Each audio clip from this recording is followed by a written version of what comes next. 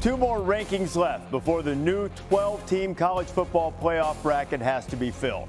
And every week there are questions, like take for instance last week it was who's going to be left out. Now it's who's still standing. Upsets and upheaval and the questions change. And now it's how many tests can you flunk? How many hard tests should you have? And how do you determine whether the tests you had are actually that hard? So as I mentioned, we're with you until the top of the hour. Let's show you the rankings, something that we always do. We see them when you do. College football playoff rankings brought to you by Capital One. Colorado, after its loss to Kansas, down 9 spots, still in the field. At 24, that could help some of the Big 12 teams. So too could Kansas State in terms of wins if they are considered for an at-large, which seems like a bit of a long shot. So you have two Big 12 teams getting into the rankings, and then Illinois, after a miraculous win and an error in judgment to try to freeze the kicker from Greg Schiano of Rutgers, and Illinois somehow won. They moved up a couple of spots. Good weekend for Brett Bielema and the fellas. 22. UNLV, this is significant the way the Mountain West determines its championship game participants. UNLV is ranked there. They almost certainly will play Boise State for the Mountain West Championship. At 21, Missouri, Eli Drinkwitz's team with 8 wins and still in the top 25. Let's go to 20.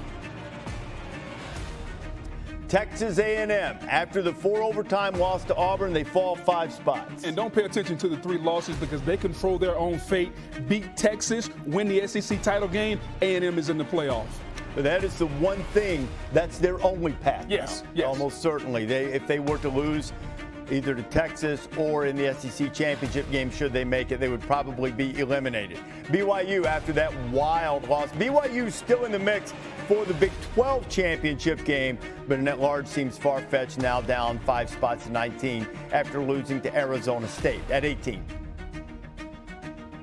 Here's Iowa State. Now, Iowa State has a pretty, as clear as it can be in the Big 12, Iowa State has a pretty good shot of making it to the conference championship game. They move up 4 spots, going for their 10th win against Kansas State, ranked versus ranked game. Now Tulane. Tulane will play Army for the championship in the American.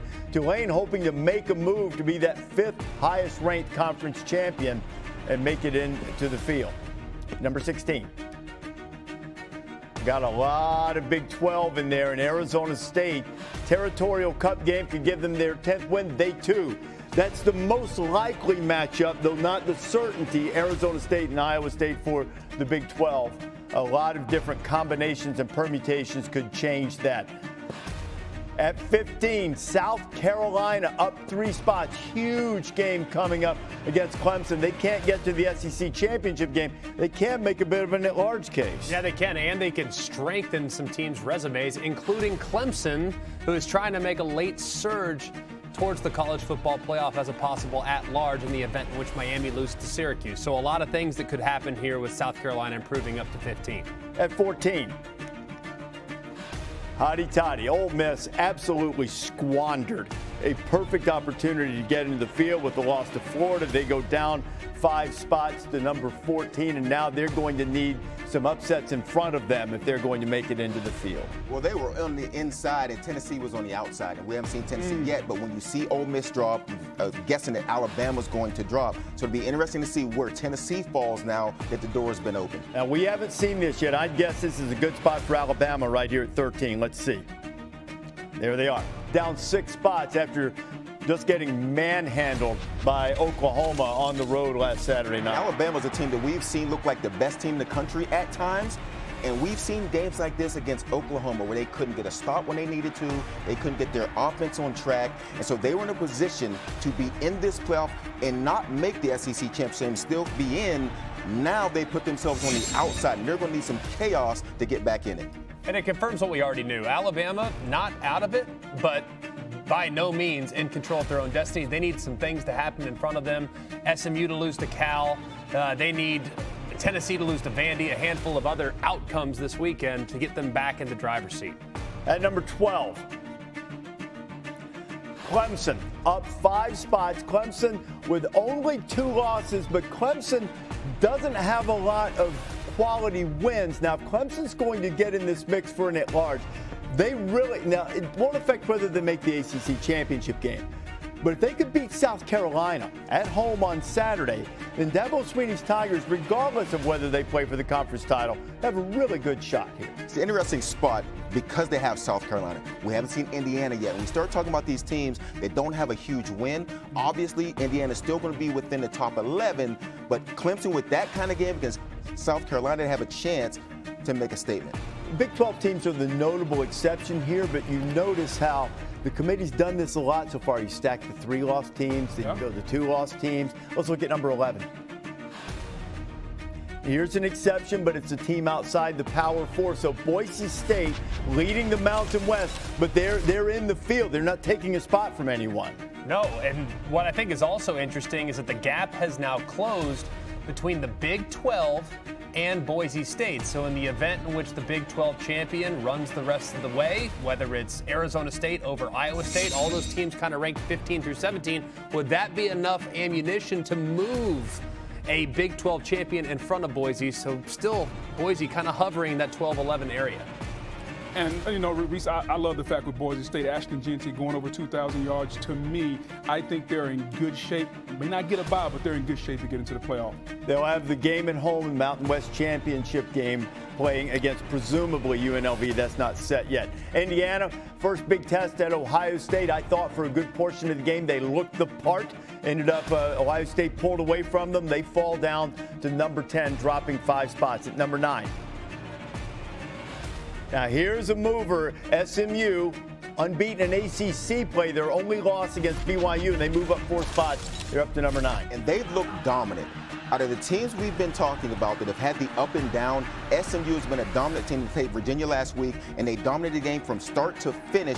And if I was a team looking out right now, I don't know that the SMU Mustangs is a team I would like to play because they're playing with a ton of confidence. Great.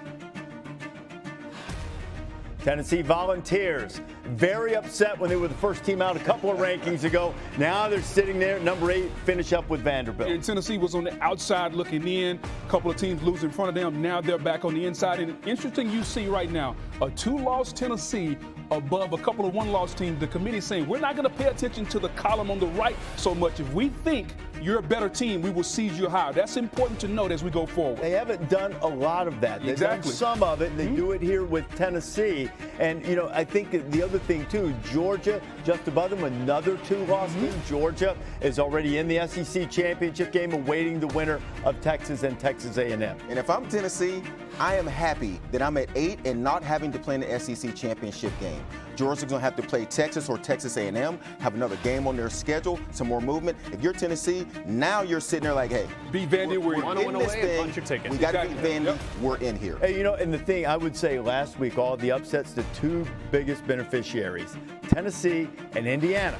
Because Indiana now you're not really questioning anymore now because of what it's gone. Let's go to number 6, Miami. Now, SMU's unbeaten in ACC play. They have a spot in the championship game for the conference. Miami has to win at Syracuse to get in on Saturday. And Miami, I think, still very, very good football team. You watch them. They're one of those teams that you'll look at the strength of schedule, you look at the game control, you look at the moments of greatness and the moments where you're kind of left shaking your head, and you think, man, if they could ever put 60 minutes together, look out. That team is extremely dangerous and well-positioned.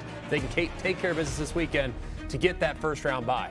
They have the quarterback that can make all of your other flaws disappear. Yes. You know, with Cam Ward. Number 5.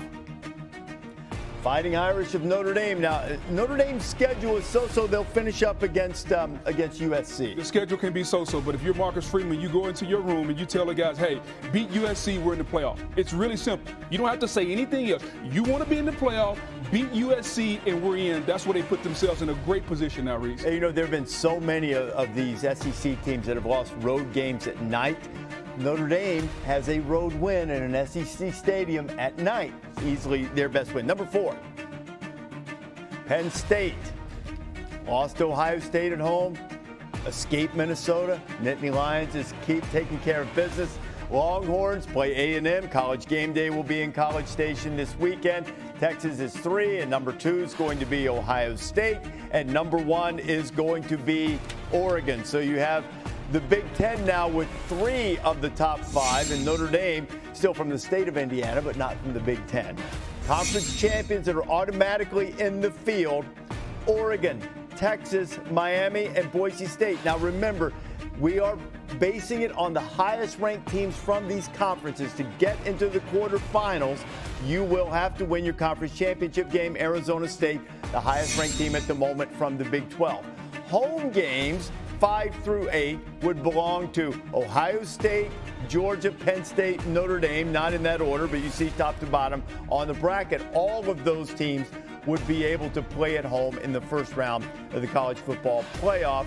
And then the full bracket would look like this. You would have another Tennessee at Georgia game, which we saw in the regular season. You'd have Indiana and Penn State, a Big Ten matchup, but they did not play in the regular season. And then SMU and Notre Dame and Arizona State and Ohio State would conjure up memories of Rose Bowls from years gone by, and perhaps would be referred to as the John Cooper Bowl in the first round, since he coached at both places. So still a couple of weeks. Clemson, Alabama, the first two teams out. What's your reaction? Anything stick out to you from this ranking? Well, just to add on to what I was saying, to me, this committee, you're starting to get a picture of what they're looking at. Yeah, they're going to look at the metrics. We're going to look at strength of schedule, and we're going to look at all these different things. But when you look at clearly what they did with the 2-loss teams, Georgia and Tennessee above 1-loss team, they're clearly saying it doesn't matter about the number in the right-hand side of the column as far as the losses. We're going to decide by watching these games who's the better team. And I think if you feel like that you have an opportunity for the college football playoff, you go out. It matters how you play in the game. It matters what you put on tape, because they're watching the tape. And for me,